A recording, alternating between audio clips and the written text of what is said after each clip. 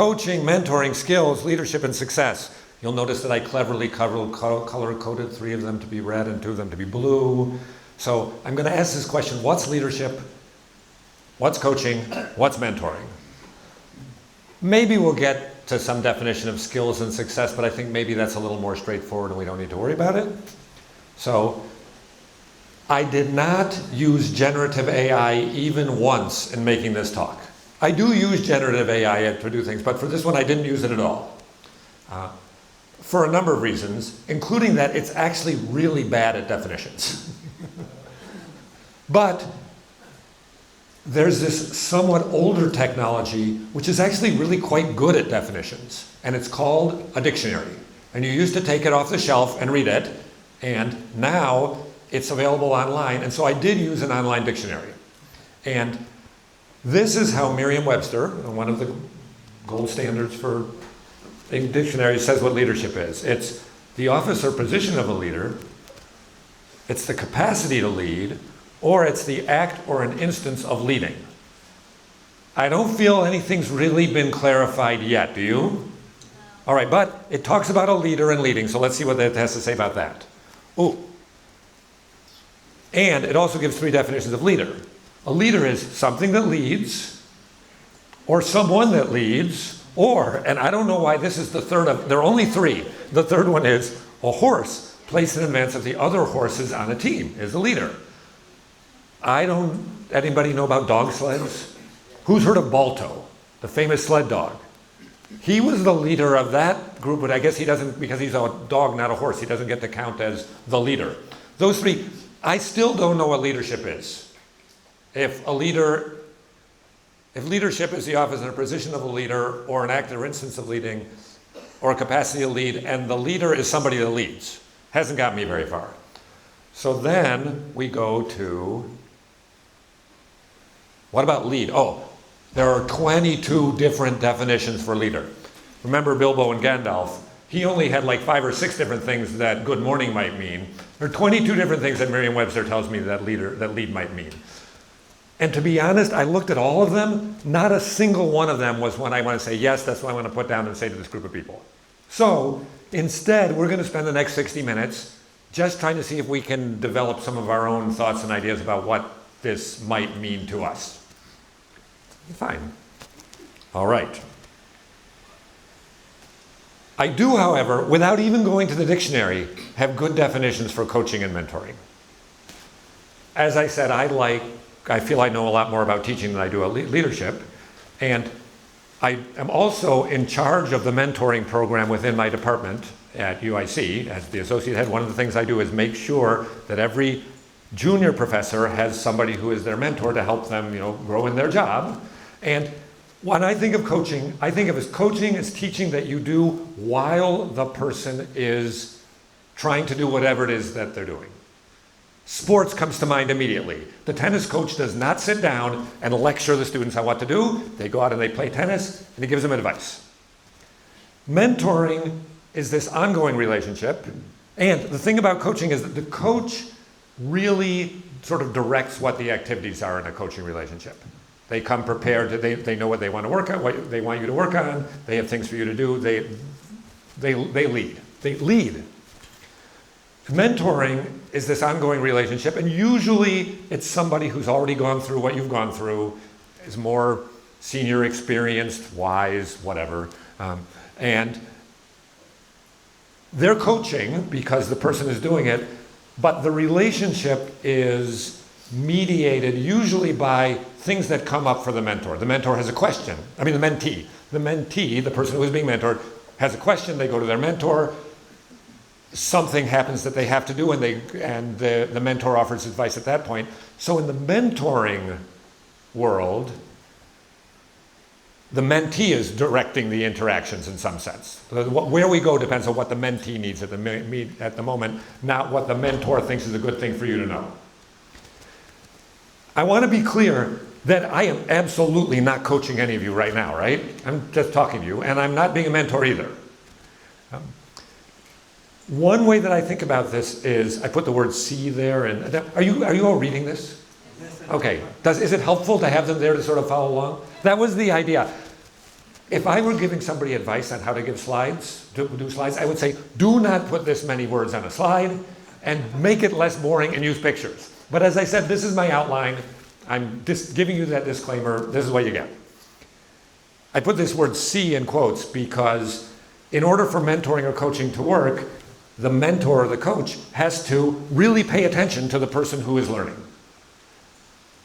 There are, 150 of you here? I can't pay attention to all of you, which means that teaching has this other challenge about how I get to learn and see what it is that you're doing. There's this fascinating sort of recent work on how important jobs are where we have to see each other, medical jobs, teaching jobs, therapy jobs,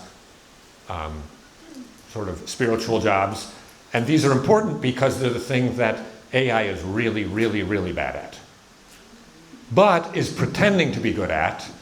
And anyway, you can look that up if you want. If you really, really want, you can't find it, send me you can get in touch with me afterwards. I'll give you references. All right.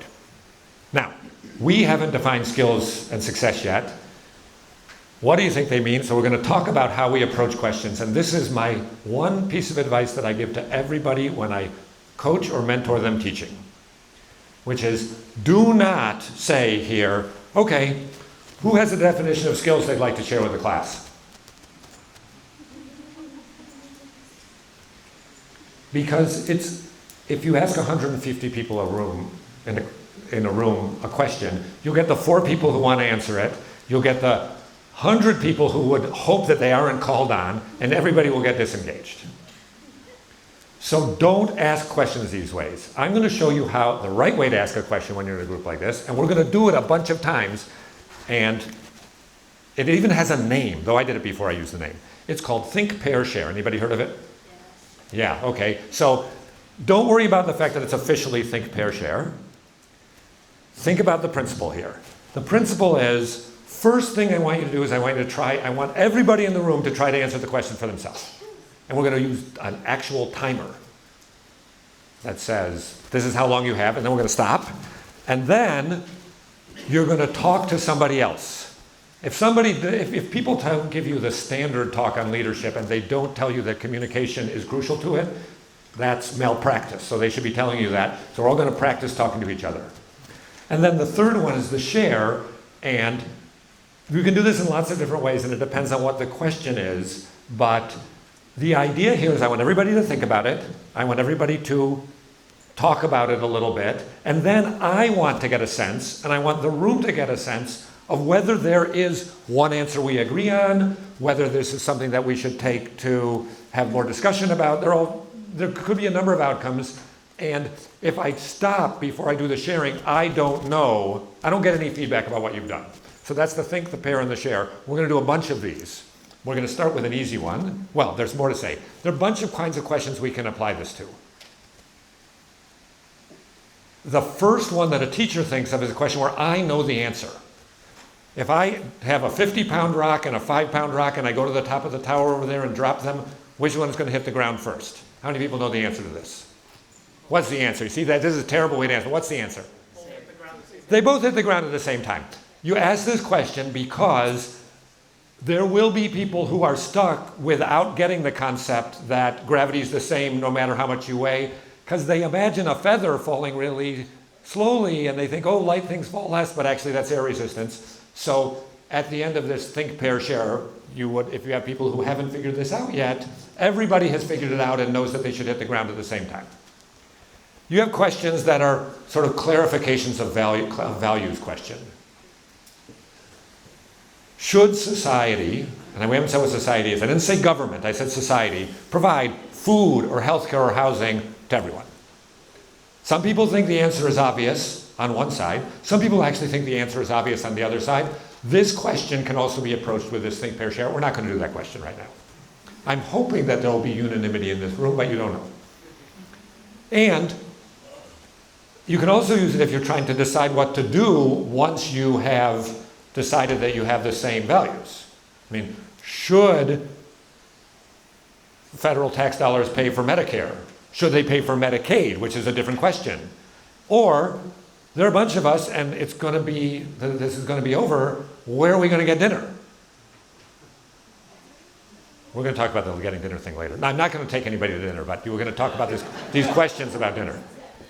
And in the middle of all these is what I think in some ways are the most interesting questions to do in a room of this size, which is there are many possible right answers, not just one, but actually there are way more wrong answers. So it's not that just anything you write is okay. And that's the example we have. The example is define what the word skill means in the context of this talk. So I'm going to give you 2 minutes. You're going to write something down, every individual. It's going to be a definition that you would read aloud saying, this is what skill means to me in the context of this talk. You can do this by taking a note on your phone. You can do it by writing on a piece of paper. If you were my students, I would say you're not allowed to just remember it, because I don't trust you to just remember it. But you're not my students. You do whatever you want. So, you have 2 minutes. Write down your individuals. Do not consult any outside resources yet. Because for the purposes of this exercise, what you can look up in Merriam-Webster is not what I care about. It's what you have in your head that we care about. So do that, and we'll go ahead and do it. And you define the word skill in the context of this talk, and let's see if my little timer works. 5, 4, 3, 2, 1.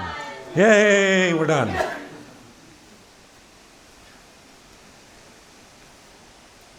Okay. Our 20-minute timer has from the back which means everybody needs to stand up, unless you're unable to do so. Stand up.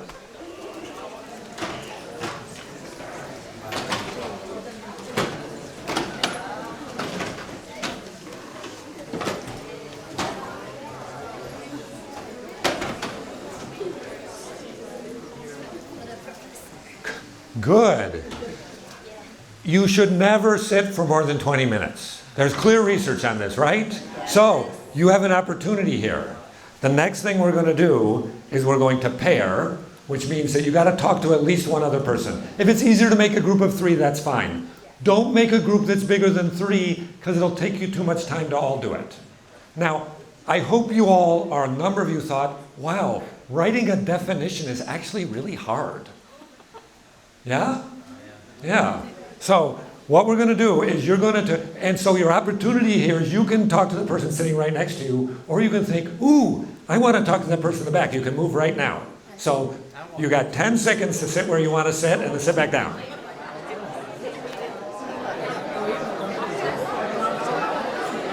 All right.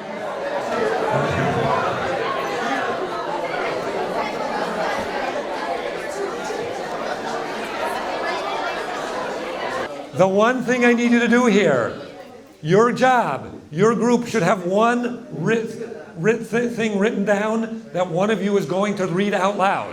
I could call on you to read your groups out loud. Make sure it gets written down. Go.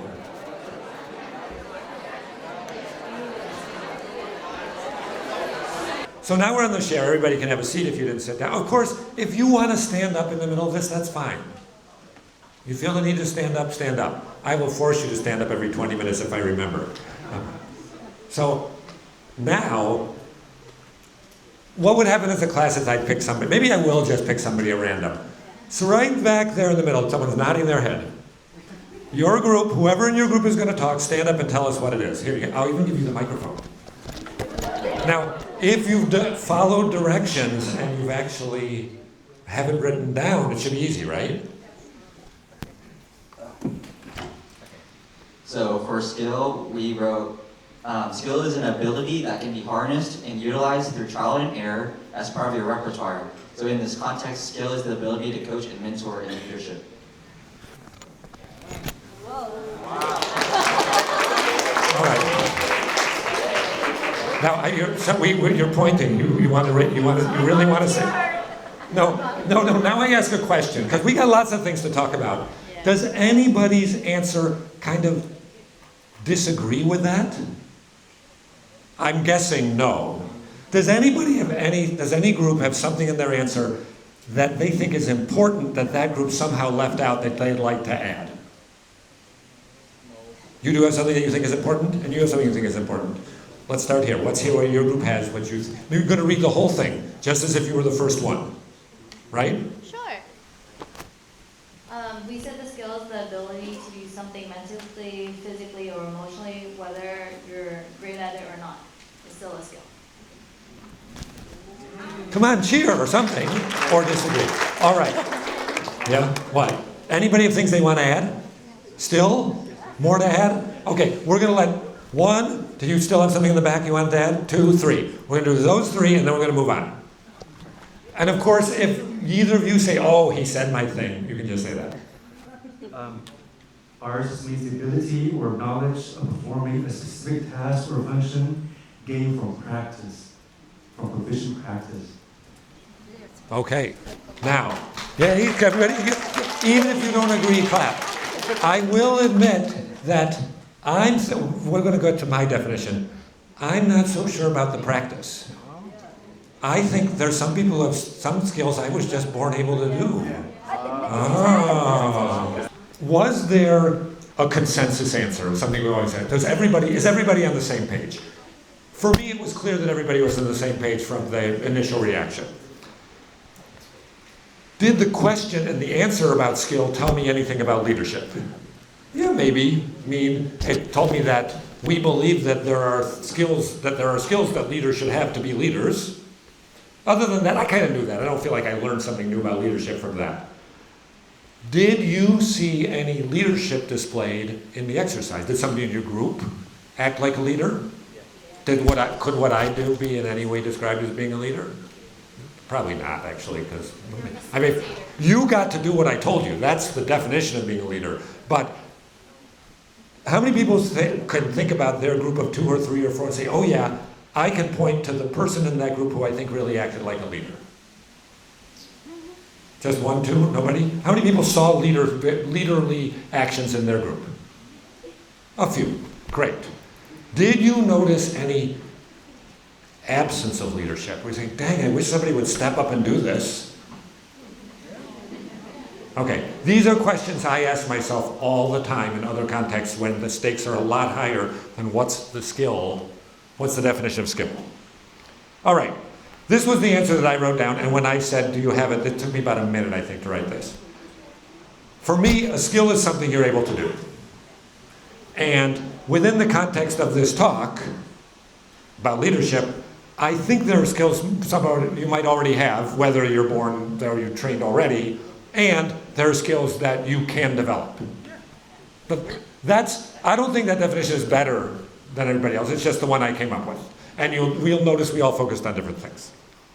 All right, now, I have lots and lots and lots of questions about leadership, more than we possibly have time for, and they promised me that they'll stop me if things run over too long so that we actually do Q&A at the end, but we can agree as a group what we want to go forward. So we're going to run through some of these questions. And I'm going to add a kind of question to the kinds of questions that we ask. Sometimes I ask a question just because I'm interested in people's opinions. I don't have any goal to, align our values or teach you anything. I'm just interested in your opinion. We'll see if any of these are like that. I think that this is probably the single most important question. Now we're into the real leadership. Up to now we've been practicing, right? Now we're going to actually talk about leadership. And so we're going to do the same. You did a great job, by the way. Give yourself another round of applause on the Think, Pair, Share. You're clearly way better at it than a bunch of fresh college students. Maybe you've practiced. Who knows? Maybe you're just here because you're good at it. Maybe it's a skill. So the obvious question I have is, do you even want to be a leader? And why? Or why not? Because some people don't want to be leaders, though my guess is that the ones who don't want to be leaders probably aren't choosing to come to this conference. That's a guess, but you never know. Some people might be here because their parents made them. I've seen that happen. Now, if the answer is yes, I want you to think, and this will be the part that I think is worth the 2 minutes you're going to take to write down the answer. Who or what do you imagine yourself leading? And so I actually have these timers at the end. I didn't do a new time for each one. I'm going to run from slide 46 down to my 2-minute timer. Remember, the first step is you write down for yourself, and here's just your opinion, you can't be wrong. Do you want to be a leader, and who or what do you imagine leading, and why would you want that position? Go. You even get the extra 10 seconds because it takes me that long to get to the 10, 9, 8, 7, 6, 5, 4, 3, 2, 1. Yay! All right. What comes next? Pairing. Next is pairing. Now, if you were a bunch of undergraduates in my class, I might force you to go find a new group. I'm not going to do that. It's an option, but you don't have to go find, you don't have to. You can talk to the same group as before. You're going to do the same thing, 3 minutes. You want to hear what everybody has to say. In this case, I'm not looking for a consensus answer. I just want you to think instead whether you hear anything from somebody else that you think is interesting. So you got 3 minutes, go.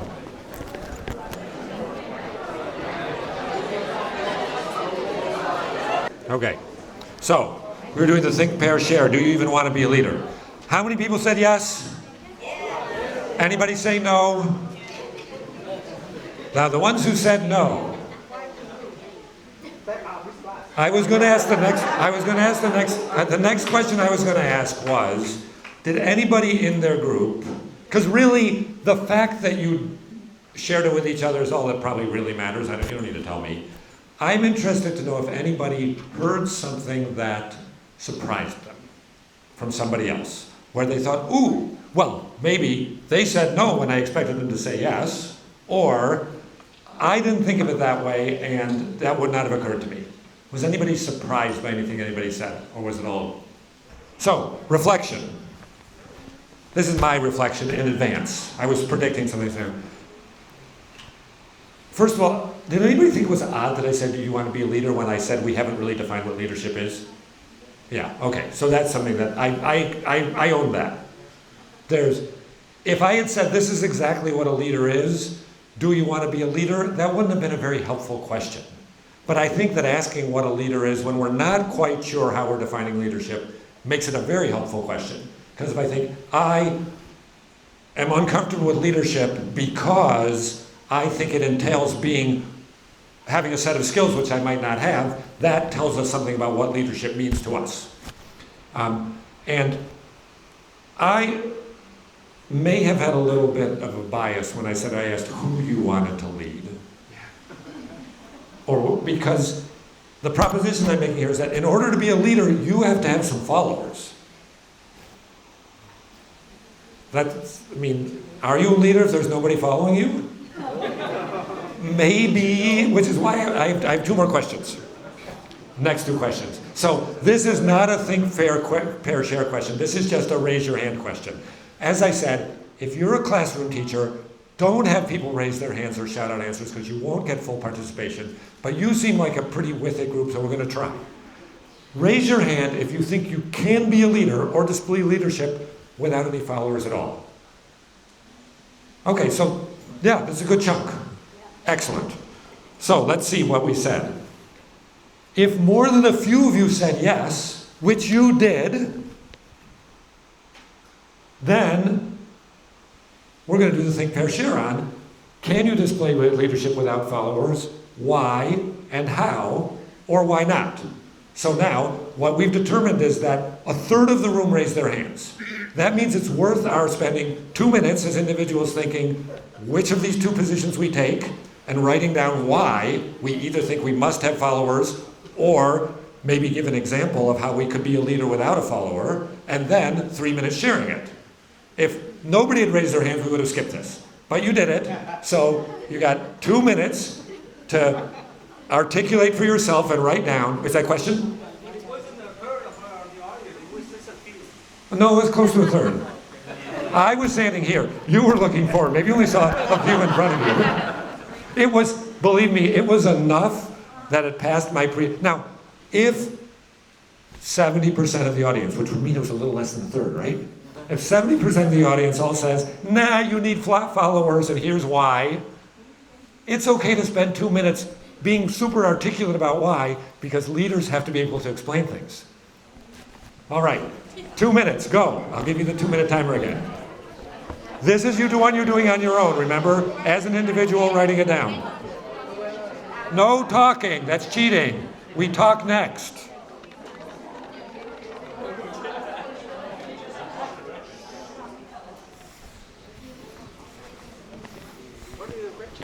The question is, can you be a leader without followers? Why or why not? Before we go to the next step, please raise your hand if you said yes, you can be a leader without a follower. Okay, now, so keep the hands up. If you look around and you're in a group where absolutely everybody just said no, feel free to migrate to eavesdrop on what one of these other groups is saying. You got 3 minutes to do this, discussing with each other what you said.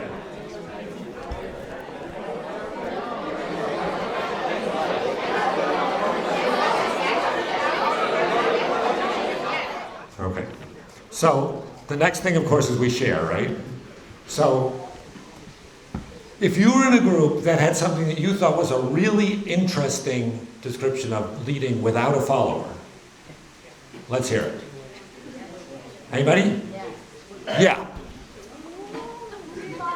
They thought your description of leading without followers was super interesting, so we want to hear it. I think they're pointing to you, isn't that right? I'll share what our group Yes, discussed. that's what leaders do. They share what the group came up with. And thank you. So for our group, we talk about self-lead, right? So you can't be a leader when you don't have goals and you can't lead yourself, right? You gotta able to accomplish your own goals and tasks, so you can corral other people to work to a common goal and task, right? You can't lead others when you can't even lead yourself. So that's what we're defining self-leader. We like that, right? You guys, people have what? He didn't answer the question? He didn't give an example, but he did give a description. Do you have an example of leading without, yeah, go ahead. Yeah. You're still the same group? Yeah. Okay. Sort of. Yeah, leaders break the rules sometimes too. Uh-oh. Our answer is lead by example. So you can lead by being a role model while even doing anything. One good example is, everybody knows Toyota, leader in the industry in terms of reliability. They don't have to do anything. They just have to do what they have to do, and better people just follow it. So it goes hand in hand with unmentoring's answer. You work for Toyota? So, what I hear us saying here is that you should do what you're going to do regardless of whether or not you have followers. Now, if people stop doing what Toyota's doing, do they still count as a leader? Well, yeah, if everybody else's cars suck because they're still good, right? Okay, I'll go with that. I want to move along just because, this is going so fast, we're having so much fun, I'm not going to have time for everything. So the next question was, do you want to be a follower? Raise your hands if you want to be a follower. All right, so it seems like a quick trick question, right? Because you're supposed to say, no, I want to be the leader. On the other hand, how many leaders can we have if we're going to get stuff done? So should a good leader also be a good follower? Yes. All right, okay. We're not even going to do the think, pair, share. We're going to skip this one. I said let's apply, but I actually had no clue how long all this was going to take, because 90 minutes looked like such a long time. So we're just going to keep going. Yeah, I personally think following sounds a lot easier. Somebody tells me what to do. On the other hand, when they lead me then where I don't want to go, that's not so good. And people may avoid or like, see, I didn't consult with these guys in advance about a lack of expertise, right? These are themes that we understand. And I'm not sure anybody's mentioned this yet, but when you're a leader, you've got this sort of responsibility. So the reflection, by the way, these are just random thoughts that I had while I was setting it up. I mean, if you were doing a more comprehensive workshop, we'd make sure that I got what you all said about this, and we'd feed that back to you in a useful way. Now, I want to talk a little bit. Now, you get to sit back and relax, except it's been more than 20 minutes since you stood up. So stand up. We need it. I can start talking while you're standing if you want, because I'm going to be talking actually for a little while. Would you like that? Yeah. All right. So, there's leadership in organizations that have hierarchy built into them, and there's leadership where there isn't any hierarchy built in. And when I was trying to define leadership, this was one of the sort of challenges, because people are always trying to map leadership onto, as I said, a business, where there's a CEO, and the CEO is in charge of the others. You know how this works. Now, lots of organizations have this sort of leadership or being in charge built into their structure. And if you're somebody, when what you get to decide what other people do, you might think that that's leadership. But actually, if you go to the internet, you will find countless sort of top of the search answers that say, management is not leadership, they're two different things. I don't have to tell you this, right? You all know it. Leadership is one thing, management is something else. If I'd asked you to define management, we would have been defining management. Go look it up, I'm not going to spend time on it. But I will say that people say, leadership is about vision and where you're going and strategy, management about operations and making sure it gets done and tasks. I want to talk about the organizations. You, by the way, can sit down anytime you want. You've done your job of standing up. But you may stand if you prefer. Most of these hierarchical organizations are organized around some mission. So the first metaphor is always the business, and their mission is to make money. And then the second organization that people tend to use for their metaphor is a sports team, and they want to win competitions. And in fact, if you are a company that doesn't try to make money, we specifically call you a nonprofit, and every nonprofit has a mission which says this is the reason that we exist, because we don't exist to make money. So there's this idea of mission no matter what. I bolded it. But most of us also spend time in groups that don't have a defined hierarchy. And I think that the leadership in the groups where it's like, I can't be selected to be the leader of the group that gets together on Friday nights to play board games, because there is no such position. Or maybe there is, right? What, is he the leader of the group that gets together on Friday nights? Does that mean he decides the game? What's your favorite game? Oh, that's a good one. How do you feel about Dominion? It's okay. Oh, Dominion's my personal favorite. But Root might be better for a larger group. Okay. How many people have played Root? Good. The rest of you should try. Now, why are we in these groups to begin with? Well, some groups we're in because we get paid. Some groups are in because we think it'll be fun to hang out with the people who are there, or we like what they're doing. Either we like board games or we like you, one or the other, or both. Often you can be inside a group that has a hierarchy and be non-hierarchical. And how many people have been to college? All right, close enough. So I'm a university faculty member. We're in a really interesting, we have a really interesting decision-making model, which is that I have a boss who's my department head, and he has a boss who's the dean, and she has a boss who's the provost, and she has a boss who is the chancellor, and she has a boss who's the president, and he has a boss which is the board of trustees. And the board of trustees is appointed by the governor.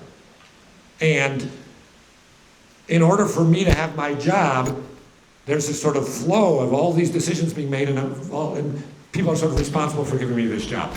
But there are 42 faculty members in my department. 42 is a really important number, by the way. Do you know why? Don't answer. If you know, don't answer. We're going to get to it later.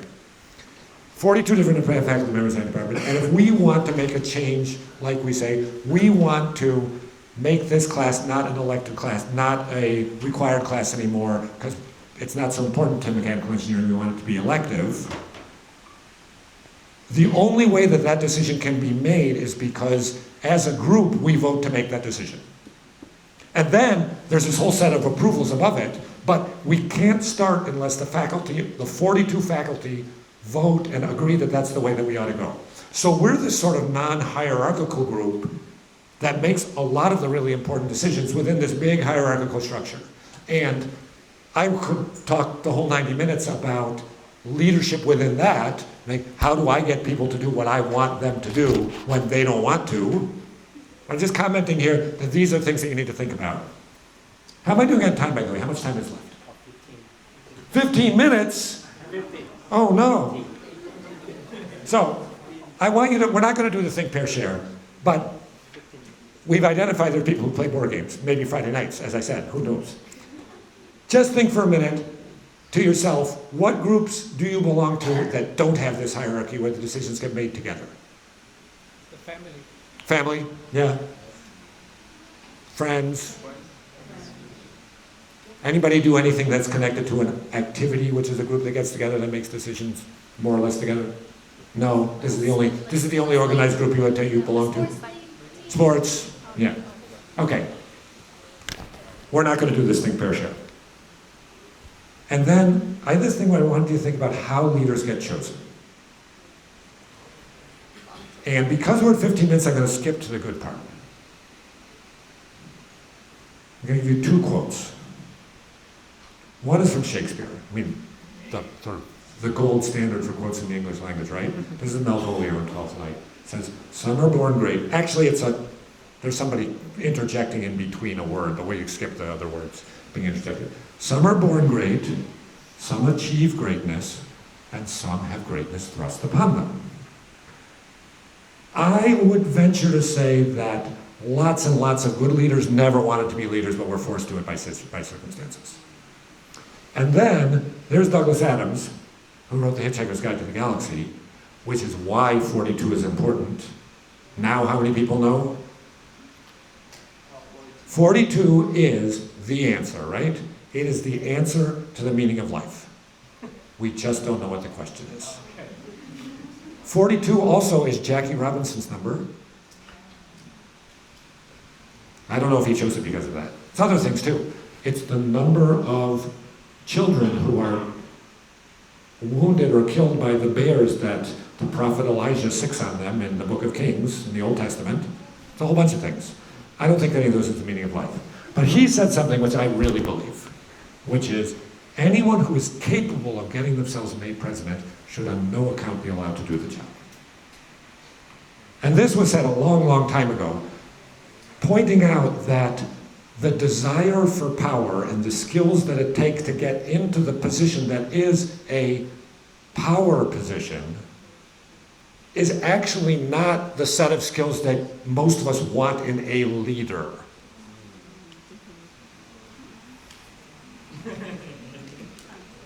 So at the beginning I said, do you want to be a leader? And now I'm going to close with this other question. And I was going to do the think, pair, share, but I actually think we should just skip and go to questions because there's only 15 minutes left. But the last question I was going to ask is, I think that leadership means getting other people to do things. I mean, motivating them to want to do it, doing it because you all have a shared goal and they think that you would be a good person to tell them what to do, doing it because you're setting an example they want to follow. I don't care. Leadership at its core is getting other people to do things. Should I be admiring leaders in general if what they're doing is getting other people to do things for them? I think that's an open question. It would have been an interesting thing to have a longer discussion, think, pair, share, but we're not going to do it unless everybody says, no, we really want to do it. Which I'm not hearing. Only one. All right, yeah, these are a bunch of questions. If we ran out of time, we was going to add other topics. And I promised that I would go to the sports metaphor. Woo! Because this is what I do competitively. I'm not in this picture, but in 1985, so way before most of you were born, I won a silver medal at the World Championships rowing on the lightweight team for the United States of America. Yay! And Usually, almost always, I sit in this seat right here. That seat is number 2, because you count from the bow. Bow, 2, 3, 4, 5, 6, 7, stroke. Now, who's the leader on a boat? There are many leaders actually on the boat. I'm going to tell you a little story about this because it's a metaphor I like because it makes me look good. So the person in the back is called the coxswain. They steer and they talk. Now their talking can be super important because they can see everything, and if you're in a race and one of those other teams looks like they're vulnerable and the coxswain says, okay everybody, take up power 10 right now, which means we pull extra hard for 10 strokes in order to discourage them. They get demotivated, they fall back, we win. A good coxswain can do this. In which case they are displaying leadership. Most of the time, they're steering the boat, they can make us go slower, and they think they're in charge, but they're not. We also, of course, have the coach on the side, who we decided earlier is not really the leader, right? The coach has helped us to be good to get to where we are now, but he's not even in the boat. In fact, he's not allowed to be communicating. You're strictly forbidden to have any electronic communication now that that's a possibility. They used to back before that was a possibility, make sure that people didn't wave flags or anything like this. The person back here, and really you kind of go by pairs, because these two are set, right? These two are setting the rhythm. So whatever speed they go, I have to go to. So in some sense, they're the leader and they could have taken it. But back there in the 2 seat and the bow seat, those two, what they do is they open the space for everybody else to go fast. And what my college coach said about me, too, when he wrote, letters of recommendation, he said, when Michael was in the boat, everybody else made the boat go faster. Now, I wasn't trying to do anything except I was making sure that I didn't do the things which are so easy to do from the front to mess everybody up. And I would slow down when I needed to slow down so that they had enough space to get all the way out and really pull. I think that's real leadership because that's where I was forced to be. That's my metaphor. Woo! Woo! All right. So, there are the highlighted words. We got, like 10 minutes left. We can stop early. You can ask me questions. Whatever. Thank you, everybody.